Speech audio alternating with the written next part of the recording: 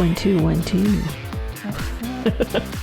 Hey everybody, welcome to another week of Case Files with Kat and Ashley. It's earlier in the day than we normally. It is way earlier. but that's okay. So I'm taking a hyperlapse video of my bubbles. Don't laugh at me. I was wondering what was happening over there. We're drinking champagne. We're celebrating early. I'm just going to celebrate until we hit 150. I'm just going to keep celebrating. Oh, that looks crazy. I don't know why it's doing that. I don't know why it's doing that either. But hey, everybody. Hi. So I've got a big, ginormous, huge story that I'm going to start tonight. But I want to talk first about my question of the week. Yeah. So there was a little quiz. And this is why I needed my phone.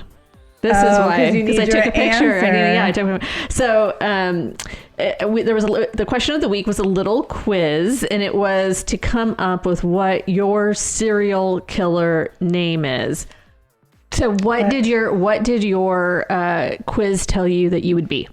So mine is Helen Blood Axe Ackham to Shreds. Helen Blood Axe Ackham to Shreds. Ackham to Shreds. Well, so did you retake the test to see if you would get a different answer? I did not. Oh, I took it once and I was like, you know what? That sounds pretty legit. You're like, yep, that's correct. Yeah. So my serial killer name was. How many times did you take it before you say this? It's the same one. Oh, okay. I took it twice. Okay. So this is what. So this for me, I felt like maybe it took our name somehow. Like really, like all those other questions really didn't mean anything. I don't know. But anyway, I'll take it again right now while you're dogging. So mine is Beatrice Phantom. I'll kick you to death. Oh, all right.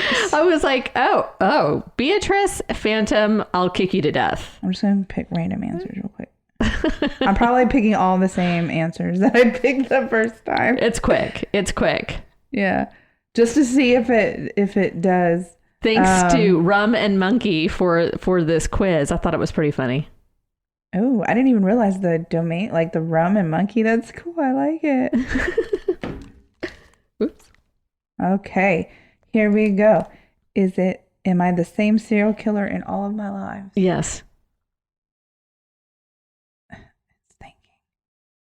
It thinks about as fast as I do. Yeah, I got the same results. I think it's tied to names. It must be something with the name. I don't know. But anyway, that's, or, whatever. Maybe I'm just IP meant address. to be Helen. I don't know. Helen Blood Axe Ackham to Shreds. It does seem like pretty legit though. I like it.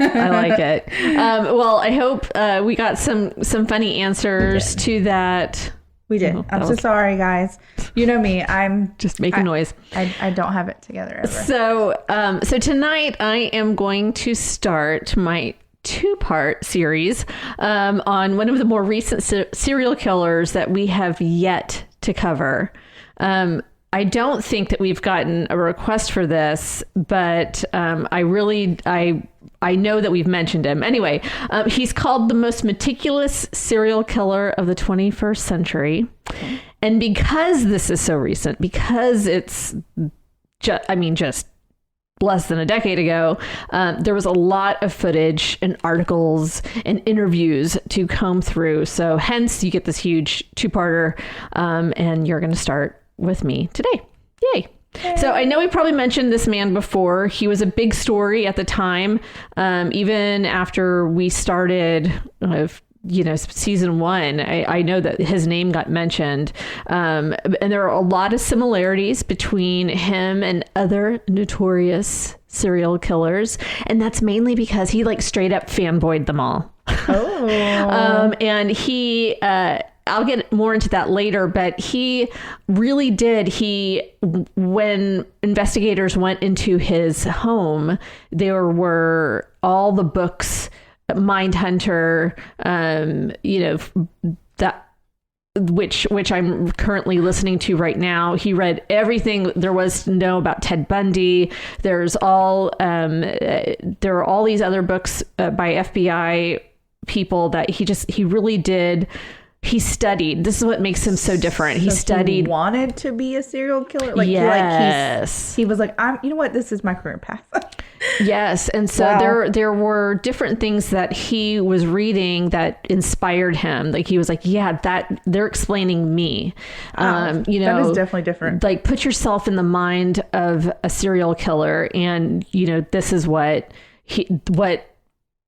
they think. You have to think about the Mindhunter, in the book Mindhunter. He says you have to think about this prey. They are waiting in the dark for their prey. It's a very animal kind of instinct, and you see that in BTK. You see that in the East Area Rapist, original Night Stalker, Golden State Killer. Right? You have those things that. They were patient, they paid attention, they did their thing. And that's what makes it so scary, right? Someone like Richard Ramirez, the Night Stalker, like it was crazy. What makes this so crazy is like those kind of fell into being serial killers where he like made himself. Like they taught him. Yeah, they taught him. That's what I'm saying. He studied to be a better serial killer. It's just bizarre. Yeah, it's crazy. And that's why they call it, I mean, the word meticulous really comes up a lot.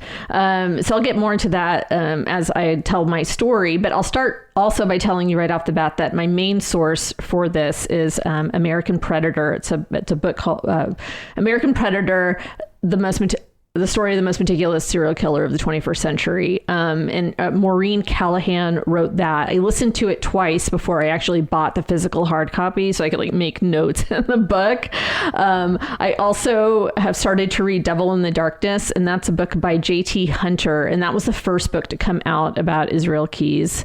And that's who I'm talking about today. Israel Keyes. And so I use those two sources, but also the guys over at the Last Podcast on the Left. They did an awesome 2-part series, and I was surprised, having read American Predator, having watched the interviews, the FBI interrogation interviews, having done all this stuff on my own, and then to listen to the Last Podcast on the Left. And they kind of like really turned how I thought of Israel Keyes on its head. I was like, oh, and they're so funny. And I'm, if you want to go and listen to theirs, like they just think he is a piece of shit. But, because he fanboyed these other serial killers,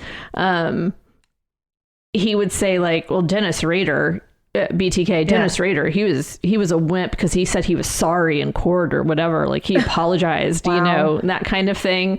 And Henry Zabrowski on the Last Podcast on the Left is like, this motherfucker is making me be on Dennis Rader's side. This is at least he, That's a great. What did you just say? Sorry. The Last Podcast. Yes, on the Left. Yes, they're great. My mind just went totally blank when I was about to say it, but they're really good. Yeah. So the Last Podcast on the Left filled in because they used actually Devil in the Darkness by J.T. Hunter. They used that as their resource, and so it filled in some of the parts that the American Predator did not include. So that's a lot of resource in there, but they really did put the timeline together really, really well. And because it was so sprawling of a time, that what Israel Keyes was doing took so many years that we're not 100% sure of what he's really being, like what he really did, how many people he actually killed or hurt. But there is for sure 4 murders that they were able to attach to him. They think it goes up to at least 11. The FBI is saying at least 11. But there are people who, like the gentleman who found one of the last victims, he says, I think it's way more than that because of how meticulous he was and sort of the hints he was dropping here and there when he was being interrogated. I also want to give make sure that I tell you that all of my resources are going to be in the show notes, the links to the last podcast on the left, because they were such a great resource, but also links to the Audible for American Predator. And then there's just so many pictures and resources about, there's the CCTV, FBI interviews, all this kind of stuff. There's just a lot of stuff. So that's all going to be in the show notes. Real quick, if you guys have a hard time finding the show notes, if you don't know where to find them, message the page and I will direct you to them. Awesome. Okay, so I've already given away that I'm talking about Israel Keys, who is a serial killer. Hey. So I'm just going to go straight into his history, because that is always a great place to start to see the 1 million red flags. Excuse me. Like, I doubt anyone who knew this guy when he was younger. Oh my God. Sorry. Are you okay over there? The bubbles. Anybody that knew him when he was younger, I doubt any of them were surprised by his actions. Like, there might have been a few who said, oh, wow, I know. But really, if they knew him when he was younger, they probably aren't all that surprised. If you looked up red flag in the dictionary, there would be a picture of Israel Keys there. Just saying. All right. Lots of red flags. So Israel was born in the teeny tiny town of Cove, Utah, on January 7th, 1978. His parents, Heidi Hackinson and John Jeffrey Keys, known as Jeff, met as teenagers in Los Angeles. And what brought them together was really how they saw themselves in this big metropolitan city, which was like misfits, outsiders, right? They were both of the Mormon faith, and they were both God-fearing people. And so that was, to be in LA, right? So Heidi was adopted by an older couple. They had been married for 17 years before they had adopted her. So she grew up in a little bit more of a serious household. The parents weren't young whippersnappers running around doing all the things. They were older. And so she was a bit of a loner. She was a pretty serious kid for a kid. Yeah. She didn't go to the mall. She wasn't into like girly things, girly parties. She wasn't very much into materialistic kind of things. And so she just read a lot, spent a lot of time by herself or with other adults. Now Jeff Keys, was a lot like Heidi as well. He spent his free time with his family and not so much with friends. He read a lot. He was a big avid reader, and he learned how to be really handy. Anytime he could, he would figure out why something was broken, try to fix it. He'd learned as much as he could from his dad. And that was a great way to be frugal, to save money. It's like, well, if something broke, just fix it, right? Yeah. Things used to work like that back then, I guess. So when Heidi was 21, Jeff was 22, they got married. And so before this, her time in the Girl Scouts was probably the biggest thing in her life. And then for him, it was his time as a missionary in Germany, and he did that for the Mormon Church. And so this is what really just kind of drew them together and kept them together. And after living in LA for as long as I did, I'm sure that, it's LA, Hollywood, right? They were very different. So the first time they went for a hike in the woods, Heidi felt like she was at home. She didn't understand why people would rather live in the city than out in nature. And, this was the what God created. And they just thought this is it. This is where she wanted to be. And so they soon began to have kids after they moved to Utah to be in nature, to get away from the big city. And they immediately began to live off the grid. And when I say off the grid, I mean they went without any modern day convenience. They didn't have electricity. They didn't have running water. They didn't go to the doctor. They were both not vaccinated. They didn't. I can see you were. Look, you lost me at no electricity and no running water. You're all talking about living in the nature. You're like, yes. Yeah, I'm all for living in nature with conveniences. I still need AC. I don't care how beautiful outdoors is. I still need a toilet and I still need an AC. Like, I'm sorry.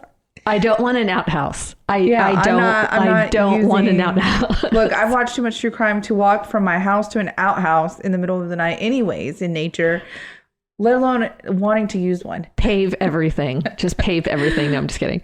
Okay. So, so they went without anything that we would consider just a standard way of life. I couldn't do it. And so I don't think you could. I definitely couldn't. I absolutely couldn't. Not having podcasts to listen to or anything. That's crazy. What? That's crazy. Even, for when the kids started to come, they didn't even go to McDonald's. She just gave birth without doctors. Yes, let me get to that. So when the first baby was on its way, they had decided that the babies would be born at home and Jeff would deliver the babies, every single one of them. And was he a doctor or a midwife? Nope. And only one of the kids became a serial killer? But they mainly, he mainly did not trust doctors or modern medicine. So they were like, I don't get sick. Why do I need, I'm not vaccinated. So our kids aren't going to get vaccinated. And they just didn't want the doctors to tell them anything about what they should be doing with their kids. They didn't think that they should have any, no government interference or anything like that. So their first daughter was born in their small cabin in the woods in 1976. And her name was America. Cute. Israel was second, born in 1978. And after that, there was Autumn Rose, Charity, Hosanna, and Sunshine. What an interesting array of names. I think by the time Sunshine came around, so there were 10 kids total. Oh my God. We don't, I know. I joked. I'm sorry. It's a vagina, not a clown car. Look, if you have 10 kids, much props to you. I'm not talking crap about you having 10 kids, but the thought of even having 2 freaks me out. And I just have dogs. So I physically wouldn't be able to do it. So props to Heidi. I don't know how you would have the energy or patience. I know. For 10 kids. Not one was ever born in a hospital. They were all born in this one room cabin. They were not vaccinated. They weren't given a birth certificate. They don't have social security numbers. So when they were off the grid, 100%. They agreed to homeschool their kids. They would have to, because if they weren't vaccinated, they wouldn't be able to get into school. But so they homeschooled their kids and wanted nothing to do with the government. So they were really this sort of individualistic, we can do it ourselves kind of folk, living in the woods. But during all of this time, Jeff was a handyman for wealthy folks while his family lived in this little shanty, basically just a one-room cabin, and Heidi was babysitting for other families. So they still worked. They just for a while. So so at the beginning she was babysitting for other kids, and then he was always working as a handyman. And all of this was well and good, but the neighbors started to show some concerns with how their kids were living. They even called the authorities because there were toddlers. They knew that they had toddlers and they were never seen outside. So that was a concern. They live in one room and they're never outside. Yeah. Which is kind of weird. At least they weren't playing with their neighbors or anything like that. Right.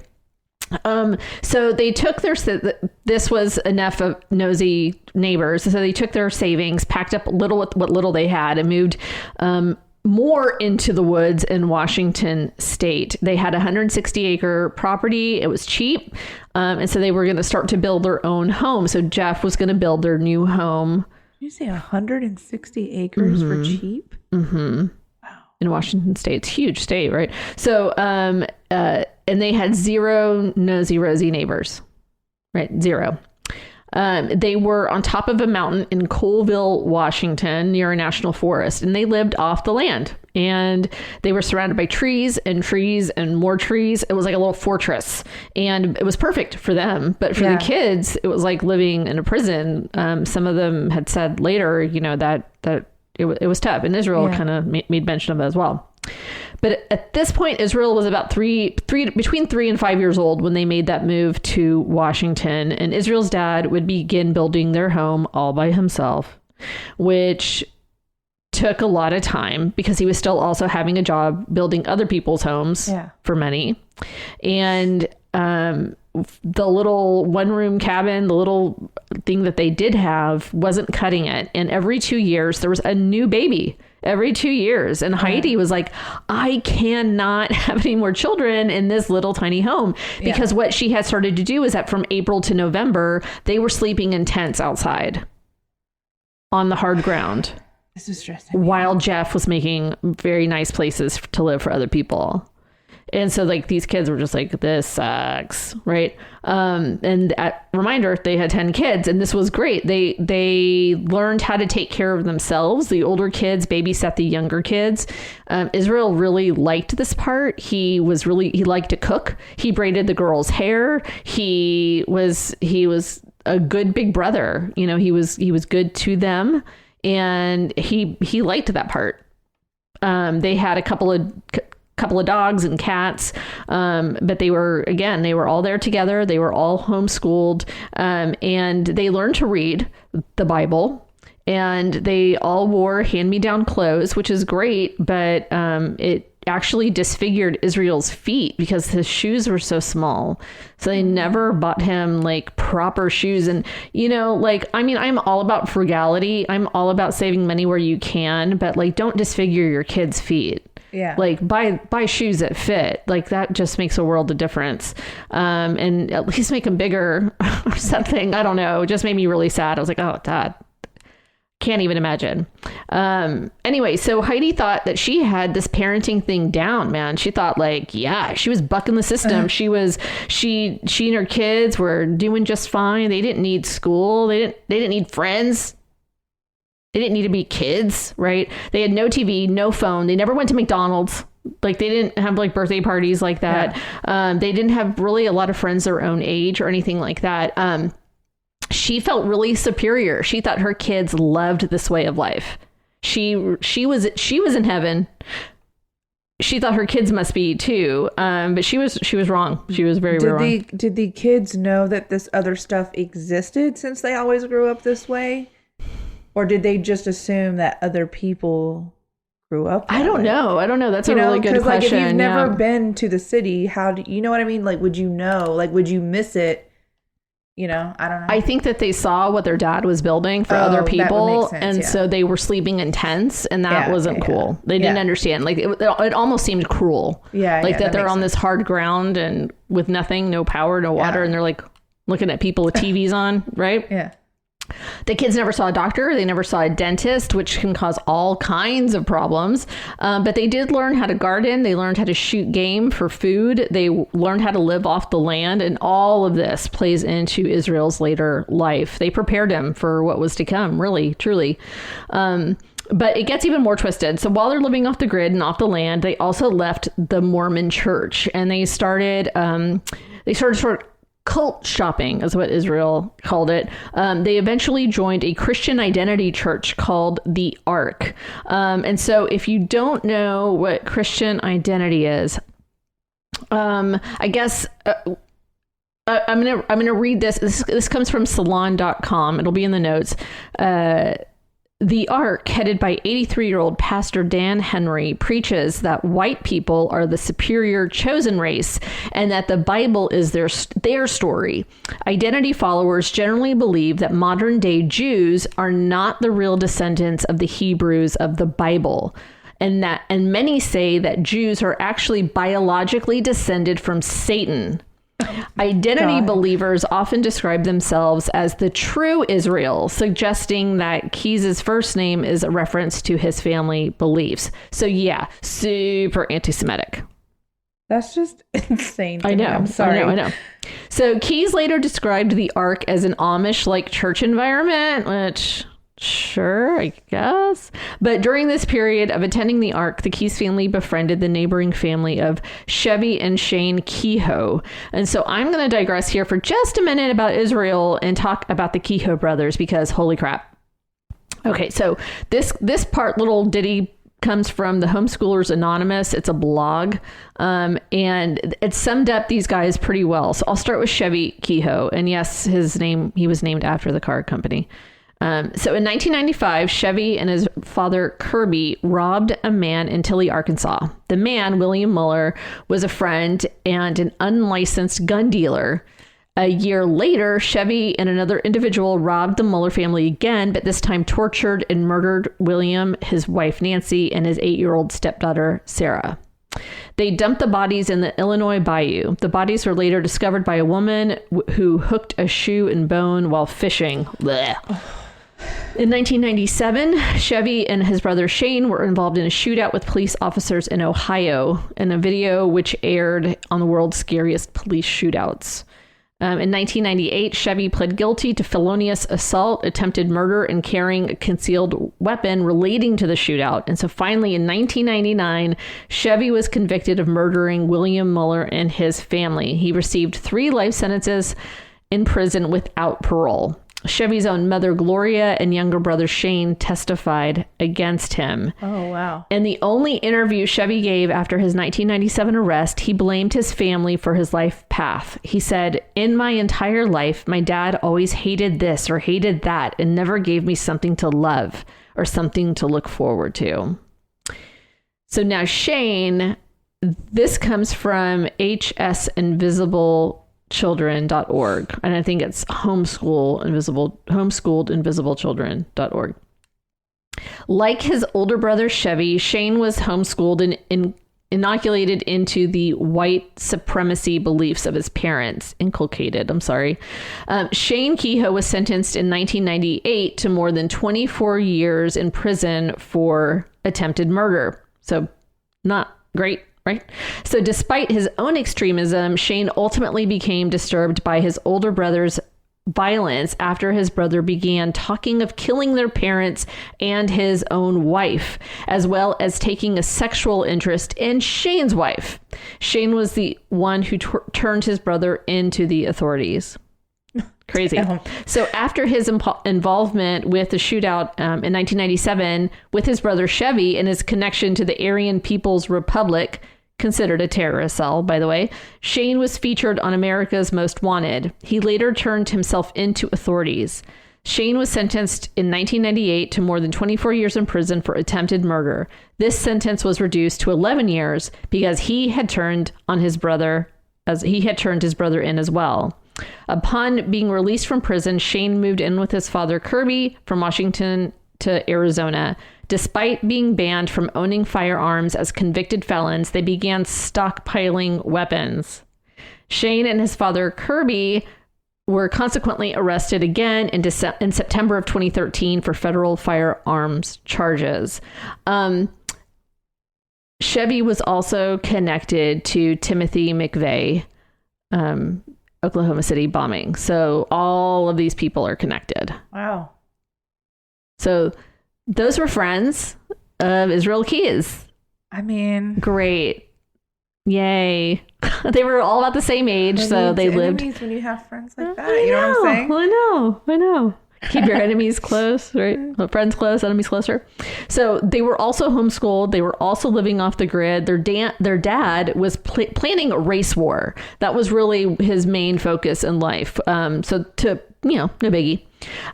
So they started teaching Israel early about guns. Like he really found out he really loved to learn about guns. And he started to know everything there was to know, how to take them apart, how to put them together any which way to serve his own purposes.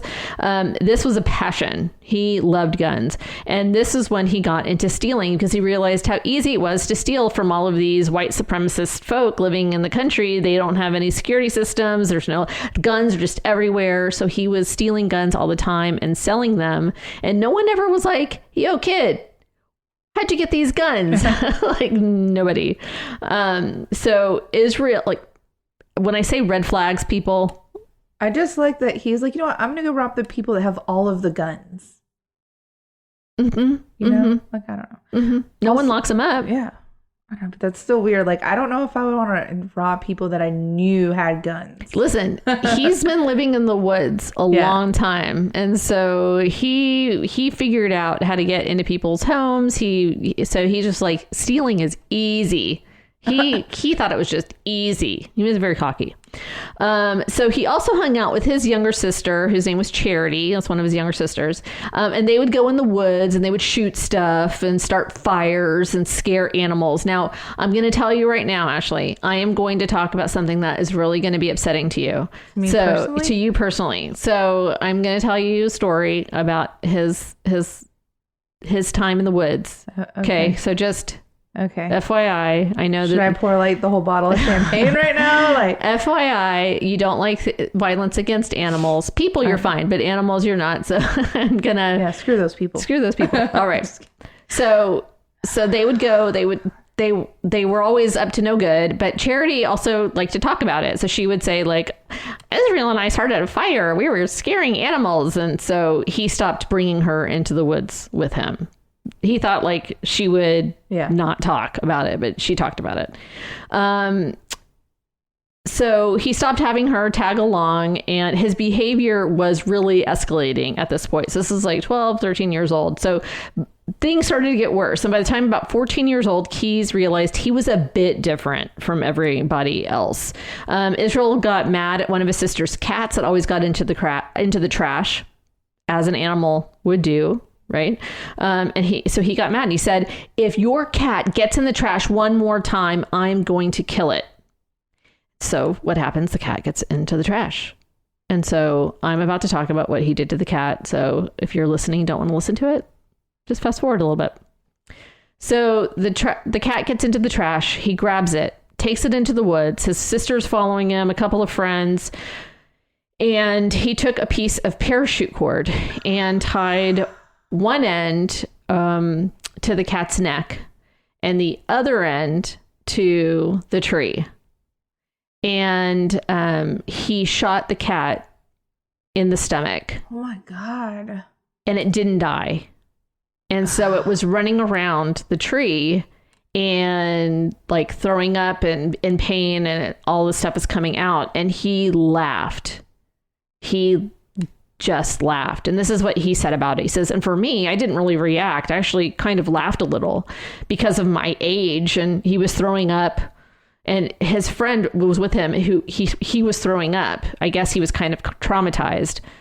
And so he told his dad, this kid that was with him, what had happened. And of course the dad came over and told Jeff Keyes about what happened. And, he said, and of course his dad talked to my parents about it. And that was pretty much the last time anyone went into the woods with me. And he just not enough alcohol in this house. And he just basically like was like, yep, I'm different. And that's it. Nobody wants to hang out with me. And that's fine by me. He didn't understand what the big deal was. And he even says in an FBI interview that he actually thought that people were lying about being as nice as they were. Well, that's probably true. Like but he was just like, people aren't really nice. Like they're, like he just thought everybody was lying about it. And then it was like, oh, because, he wasn't a nice person. Yeah. He thought obviously he thought this cat running around dying was funny. And he didn't understand what was so upsetting about it. So anyway, Heidi and Jeff were obviously losing control over Israel, but it was all too late to do anything about it. And they didn't really have that kind of relationship. He did tell her, Mom, not everybody believes the way that you believe. And her response was, Israel, you don't know what you're talking about. And that just kind of ended it. She said later that this is probably when he was trying to tell her something, but she just didn't want to hear of it. Like, everybody believes in God. Everybody wants to be in a church. But like they were telling him, you are superior to other people. Like, this is what he had been learning from a very early age. But he wasn't the only kid giving the parents grief. I mean, there were other teenagers in the family, and they were acting like teens, but they just didn't. They were being taught that their regular teen behavior was just you're going against God, basically. Yeah. And so that was really, really, really hard. In 1994, Heidi and Jeff decided to up and move again. And this time they moved to Oregon, where the family once again lived in tents, while Jeff once again started to build a home for someone else. And the kids were basically homeless and hungry. And they're just like, why are we doing this? You know, so, I mean, it wasn't really, really good. So in 1996, Julie Harris went missing. And they had moved to Oregon in 1994. So in 1996, Julie Harris went missing. And this is from the American Predator. Julie Harris was 12 years old, 5'1", and 115 pounds, a double amputee who wore prosthetic feet. She had won a gold medal in downhill skiing at the Special Olympics and was the most famous person in Colville. Julie left home early on the morning of March 3rd, wearing a black skirt and sweater with pink and black stripes. She left behind the stuffed puppy she otherwise carried everywhere. She was never seen again. Oh my God. And so at this point, Israel Keys would have been about 6 feet tall. He was 18 years old. She was last seen with a very tall man wearing a trench coat. 1 month after her disappearance, Julie's prosthetic feet were found by the banks of the Colville River. And in 1997, the rest of her remains were found about 3 miles away from Colville by kids playing in the woods. There was also another murder in Colville, the murder of Casey Emerson, also 12, and her mother.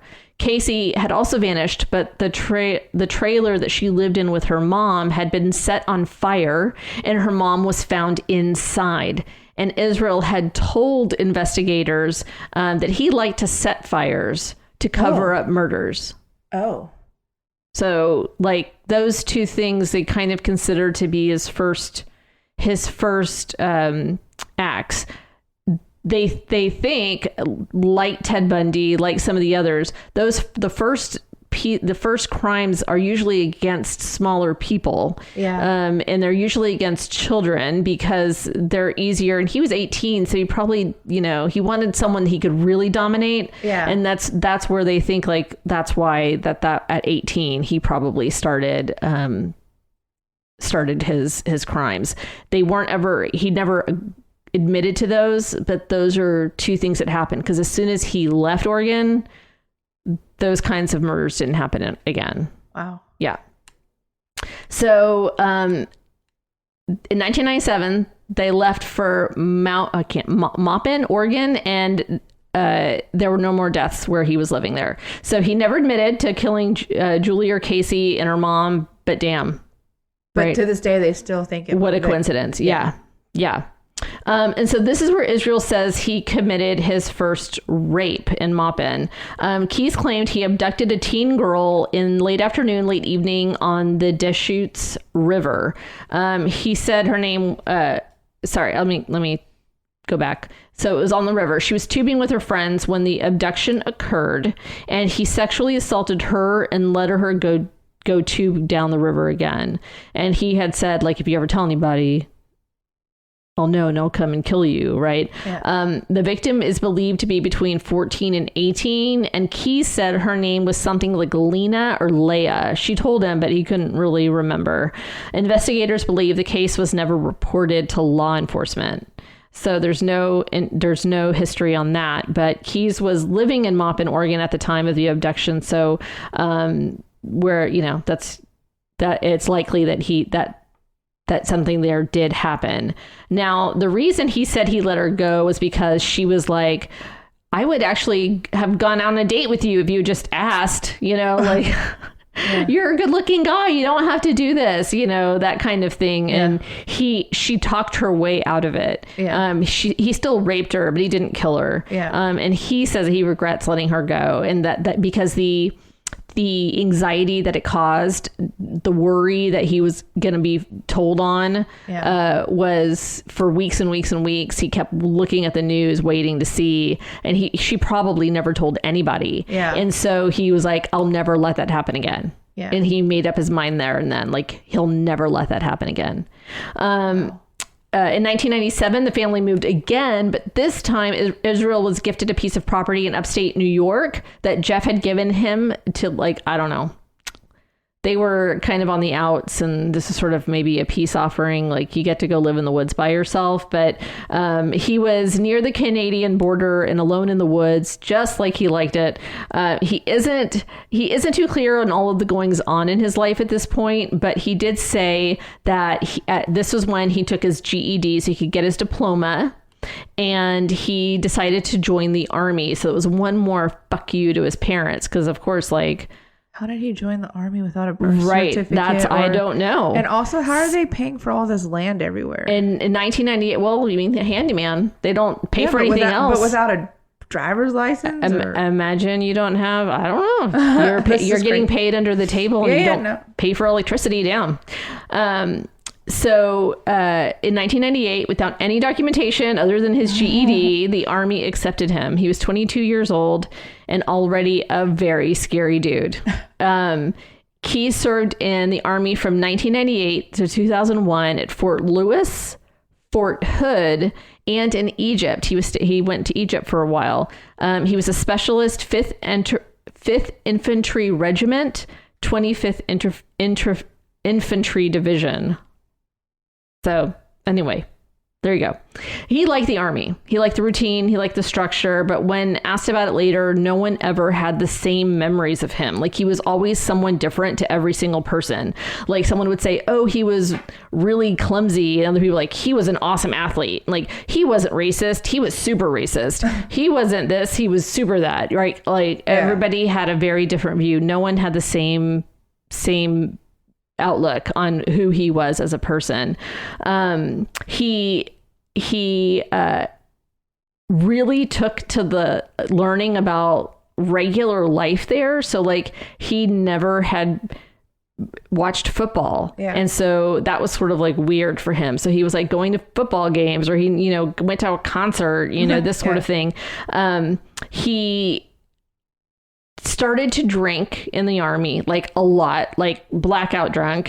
He got a DUI in the army. He did do LSD twice. And then for a few weeks, he did $100 worth of coke every day for a few weeks. Wow. And then just stopped cold turkey. He was like, nah, that's not really my style. But he kept drinking. And like really drinking.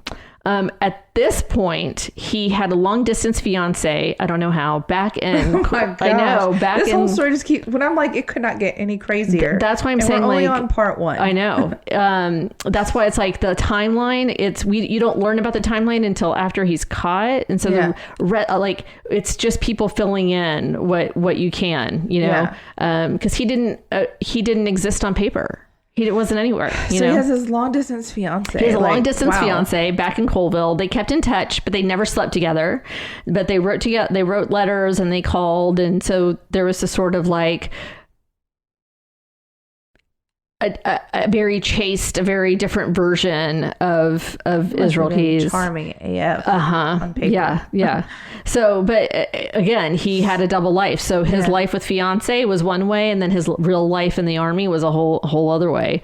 The ex-fiance told investigators that he would not let her meet any of his army friends because, I mean, I'm sure they'd be like, "Oh, dude, that your guy is crazy drunk," like, so he didn't want any of those things to be said about him. He wouldn't call for days and days. He wouldn't call, and then all of a sudden he'd be like calling incessantly. She knew he was on the base because when he wouldn't return her phone calls, she called his commanding officer, wondering if he was okay, and he'd be like, "Yeah, he's fine. I don't know. He's on the base. I don't know why he isn't calling you back, but I'll talk to him." I'm like, you called his boss, dude? Like, in the military. In the military. I mean, I don't know. They were due to be married in September of 2001, but it was called off and she dodged a fucking bullet. I mean, right? But really, he wanted to get laid. Oh, there's your phone. Sorry. So sorry. He wanted to get laid. And so, I mean, he's learning all these other things. So while still engaged, he got online and met a girl online named Tammy. And Tammy was 10 years older than he was, and had a son from a previous marriage. But she was close to the base, and and so it was great for him. She was half Native American and half Black. She was in the Macaw tribe. She lived on the reservation, but they hit it off over their traumatic childhood. She was also extremely poor growing up and had just a really awful childhood. And they also really were into nu metal, which are bands like Linkin Park, Evanescence, Korn. There's just a lot of them. And so nu metal and Rob Zombie movies. Okay, awesome. But ultimately, they drank a lot together. They did that, and they had a lot of sex. And she says, her quote, not mine. Okay, they had the best sex, hands down, that she's ever had. I know, right? I mean, she said it. She said it after he got caught.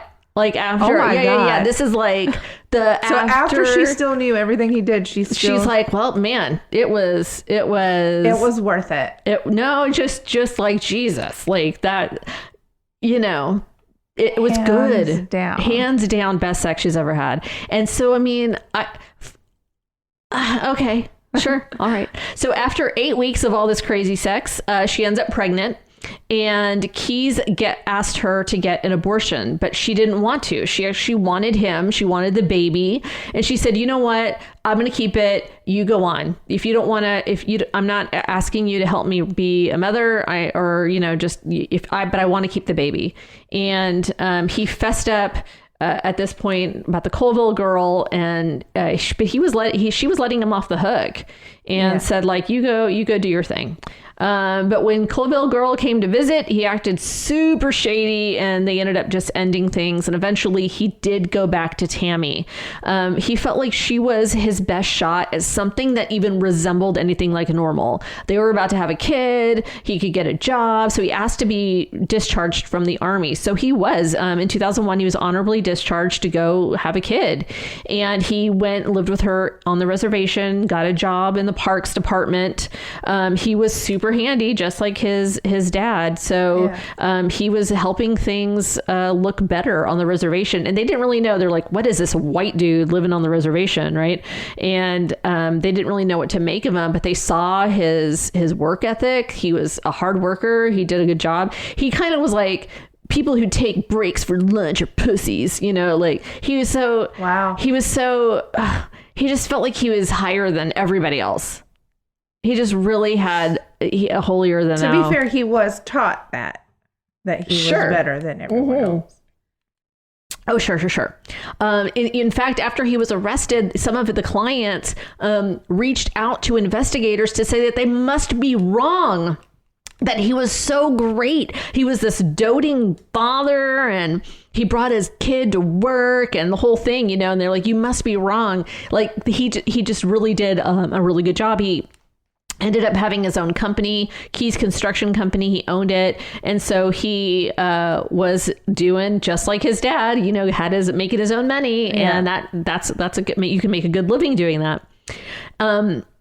Anyway, so Israel used the fact that he had a baby to leave the army, and Keyes was honorably discharged at the rank of specialist. Now, records indicate that he was awarded the following decorations and awards: Army Achievement Medal, Army Service Ribbon, Marksman Badge with Rifle Bar, Expert Infantryman Badge, and Air Assault Badge. And although Tammy, in American Predator, she says the investigators had tried to see if he was ever trained as a sniper, because he was such a good shot that they They just wondered if he'd gotten that special training, but there's no records that they were able to get, and the Army never said whether or not he did. Well, I'm sure he, like, if his family grew up hunting and stuff, like, he was just a natural at it. Anyway, so although Tammy had worked pretty hard for a lot of her life to stay sober, her relationship with Keyes made it really, really hard. He was known to drink a lot, and like what I said, I mean, but we're talking a 6-pack of beer, a 5th of Jim Beam, and a bottle of wine a day. Wow. A night. Dang. A night. Right. I know it's a lot. He was also just a dick. He was a dick to her and her friends. He liked to call them unsophisticated and ill-informed. Like, he was traveling the world and I can't believe you don't know anything about foreign affairs or politics or, just... have a TV. How much did he or radio? How much did he know? Well, I know. Oh, you mean like now as an adult? Times, yeah, like as an adult, he was all up in there. I mean, he was living in Egypt. He went to Israel. Israel went to Israel. Like he had been all these places. And how dare they not be caught up on all things happening? Yeah. He's so nu metal. Anyway, no offense to nu metal people. All right. So on October 31st, 2002, their daughter was born and Tammy saw a total shift in Israel. Like, he was in love with this baby. And as soon as she went into labor, he became like number one dad, immediately just really worried, really, just he was there, never left her side. That baby came out and he just melted all over the place. 2 weeks later, Jeff Keyes, his dad, died from something he probably could have gotten treated in the hospital. He actually was kicked off a train because they were like, you need to take this man to the ER right now. And they didn't. And so there's no record of him dying. There's no record of him going to the hospital, but he did die. And Israel says he went to his funeral in Maine, but there's no record of that. He traveled a lot. Okay. So after the birth of their daughter, things did get harder. Tammy, was having a lot of problems, a lot of pain that just wouldn't go away. She ended up having uterine cancer. The baby got really sick with the respiratory virus. All of these things became like, well, you don't need to go to the hospital for that. So he was still kind of stuck in that. Oh. Yeah. He was still kind of stuck in those things. But after she had surgery, she was given opiates. And so along with all the drinking, she also had these opiates and things started to go south, and her drug use was great for Israel. If she was zonked out, he could do what he pleased, no questions asked. But he took care of the house, took care of the baby, let her just be zonked out while he was this doting father. The baby got better, though. The baby got better. She took the baby to the hospital. She took the baby. The baby was getting all the things that a baby should. Yeah. But when things with Tammy got to be too rough, he left her and took their daughter with him. She wasn't safe with Tammy. She was as he was withdrawing, she got worse. I'm just sorry, but when the baby is safer with a serial killer, like, how fucked up are you? Right? Jesus Christ. He loved that baby. He used the drug habit against her. I mean, he was just into that. Yeah. In 2003, Israel just withdrew from that relationship and met Kimberly Anderson, who was a travel nurse. And so in 2005, travel nurses, right? She's kind of went from place to place. So she actually got hired at a place in Anchorage. She was 41. She was financially stable. Considerably. So Tammy was 10 years older than Israel. Kimberly was even older. But she was the one who was going to somehow give Israel this life that he thought he maybe wanted. Yeah. And so she said, hey, I'm going to Anchorage for work. So in 2006, 2007, he said, okay, I'm going to go. And he told Tammy, like, I'm going to take the baby since you're so fucked up. She tried to get sober. He kind of like made her think, if you get better, we'll work things out. Yeah. And it just wasn't true. She couldn't get better. She just, she didn't have the resources to do that by herself. Yeah. And so he ended up taking the baby to Anchorage with him, and Kimberly, and but he didn't settle there right away. So she asked him in like 2006, 2007 to move to Anchorage. He's like, yeah, okay, I'll go with you. You would think that you would just go and then move into your new home and be with your new girlfriend and your baby. Nah. It took him 3 months to get there. And so in those 3 months, he traveled the West Coast. And so the entire West Coast, spent time in Seattle with the baby. The baby was still with Tammy. So there was the unclear really about where baby is all the time, because I don't understand it. There's also family living in some of these parts. Gotcha. And so the baby was also being left with family. And so his travel always had family included, so that it made it less suspicious. Gotcha. So his up and down, he would leave the kid with family and that kind of thing. So his daughter, not with him, went from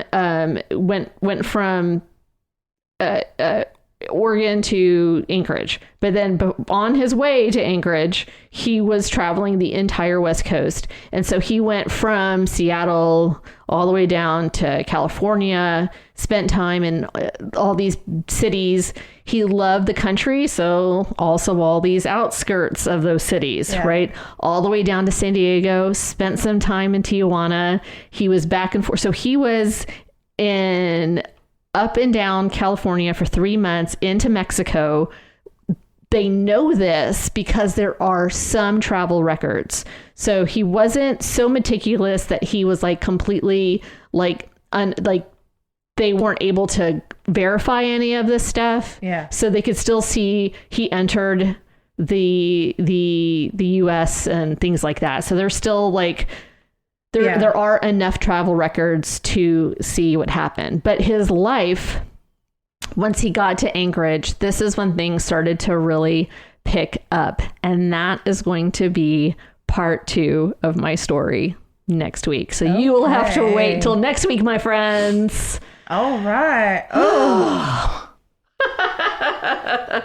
That was like when I said, I told Ashley when I first started to research the story, I was like, just the beginning of it is going to be a whole episode, because there really is so much stuff going on. And I'm going to have to, in the next episode, it is going to be really one awful thing after another. And that is based on his interrogation interviews. There's about 6.5 hours of FBI interviews. They are posted in our notes. And I watch them all, and they are fucking boring. It is boring. And the last podcast on the left guys were so funny, because he was like, you think you're gonna get into the mind of a serial killer, like, because they just leave the camera on and they leave the room, and so you get 10 minutes of just staring at this serial killer, this awful human being, and you think like, what's he gonna say, what's he gonna do, and he's just like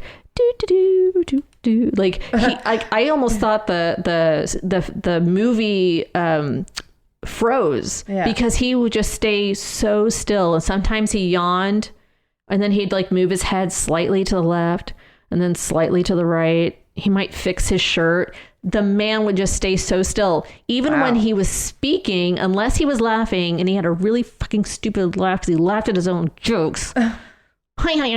Anyway, his mouth didn't move a lot. Like he almost talked like just through his teeth. Like you just didn't see a lot of expression. He didn't use his hands a lot. And so just watching it, because you only get to see him, you're not really looking at the investigators, the FBI investigators, but you're seeing him, and you're just like, how was this dude so charming? Yeah. Because there wasn't, he didn't have that big, I mean, look at me. You can't see me at home, but I'm moving my hands all over the place. And it's like, I feel like, this guy seemed like boring as hell. Yeah. Like, that's just crazy. Anyway, so next episode, you're going to really get to hear a lot of that. Knowing the facts about Tammy being a drug addict and alcoholic, do I trust her opinion on the best sex ever? I'm not so sure. She was doing pretty well when they first met. But then he just kind of was like, you know, when you're with somebody and you're like, oh, let's have a beer. I'm like, oh, okay. And so she was just kind of drinking along the way. But once those opiates came in, that was her drug of choice. Yeah. And so she wasn't doing heroin, but then the opiates came into play, and then that really changed, and that's unfortunate. Yeah. Because she needed the help for pain relief, but that was just really unfortunate. And then as Israel pulled away, she just got deeper and deeper. I mean, she loved him. She wanted to be with him, and she would do anything. She thought if she got clean, he would stay, and then that wasn't true. He wasn't going to, and so it just made for a really ugly. And then he took her daughter. And then he took her daughter, because the way that people talk about him and his daughter, like his old coworkers, he'd be like, they just rant and rave about what a great father he was. He just always talked about her and showed pictures of her, and just like that was his world. Yeah. Crazy. Two separate people. Okay, answers. Okay, so our answers are Joan Phantom Jackknife from Janet. Oh, wow. Laura says, I think mine is broken. Liana Bloody Mary Fagstubba. That's what it says. Okay. I'm just reading straight from it, guys. That's weird. All right, yours is broken. Nope, don't say it. The other Ashley also got Helen Blood Axe Ackham to shreds. Oh. So it must be tied to names. That the other Ashley got the same one? Yeah, the other Ashley got the same. Yeah, it must be tied. Sarah got Alicia Blood Axe Ackham to shreds, to which the other Ashley said, maybe we're axe murdering sister Sarah. Well, you guys are triplets now. Oh, so cute. I'm jealous. We can all move to the woods. And then RC said Bruce obliterate. Oh God, I can't say the word. Obliterate, whatever. Obliterate. Crackham whip pipe. That's awesome. Interesting names. Well, you still can answer the question of the week, even though we may not read those particular answers online. But please, we do love it. It's so funny. Yes. We like to see that. We'll probably read them again next week. Yeah. Part 2. So if you answer between now and next week. Part 2. Yeah. All right. You want to? So when we start our next season, we're going to do a listener episode. So we want your stories, true crime, paranormal, whatever you've experienced. Send it to our page. We've gotten one, which could probably be a whole episode, but we would like to make the episode all about the listeners that are still our fans. Because we love you. And you've really we're almost in season 5. It'll be our 150th episode. So yeah, send us your stories. Facebook, Instagram, Twitter, our website. You can leave us voicemails. Whatever. Just communicate with us. I can't believe we're going to hit 150. Truly. Casefiles with catandashley.com. Catandashley.com. Facebook is Casefiles with Cat and Ashley. I think Instagram's the same thing. Just find us. Just Google us. You'll find us. Just leave us a message. Us. Anyways, all of the things. Send us your stories. Send us story ideas for other episodes. Just say hi. Fuck off. Whatever you want to say to us, just do it. We like communicating with you guys. And I believe today is 420. So it is 420. So happy 420 to those it who won't celebrate. Be 420 when you guys are listening, but today is. Hopefully you celebrated well. Happy 420, belated 420. Yes. And please do keep in touch with us. Like us, review us, please. Yes, and follow us. Anyway, until next week, part 2. Yeah. We'll bring you part 2 of Israel Keys. Thanks for listening. We appreciate you. We wouldn't be here if you didn't listen. So thanks. And we'll see you next week. Bye.